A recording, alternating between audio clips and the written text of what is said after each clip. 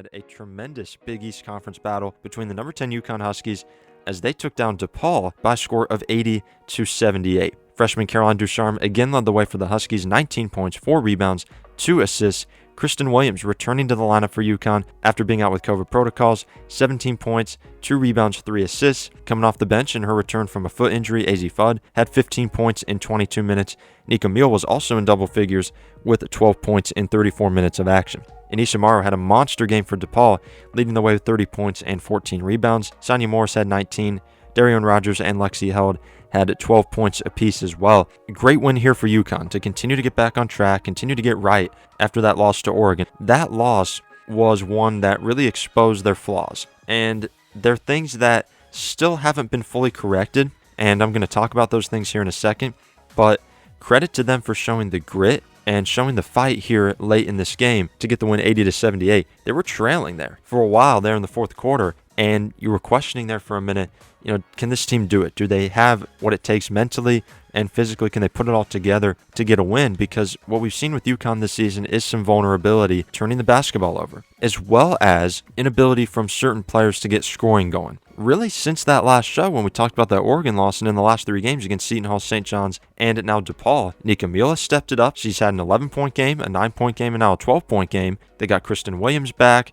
If she wasn't going in this one, I don't think that they would have won. Azzi Fudd coming off the bench in her return from injury, very huge for them as well. They still don't have Paige bueckers back. It's still going to be a little bit until she's back in that lineup. She just got off crutches about 2 weeks ago, and she needs some time to continue to recover. She is shooting. She is cleared to shoot right now, but not really move around with that injury, the tibial plateau fracture. So in the meantime, Caroline Ducharme has played like an absolute superstar. Not only is she the favorite, I think the odds-on favorite to win National Freshman of the Year, but is a player that you got to consider for Big East Player of the Year. The way that she's playing right now, 19 points, leading UConn in scoring game in and game out. I believe it's the last 4 or 5 games now. She has been the leading scorer for UConn, and she is their most important player because you take her away now, and they're a completely different team. They're nowhere near as effective. So when you have Caroline Ducharme with Kristen Williams, with Avina Westbrook, who can get it going, she had a down game here in this one, only 3 points.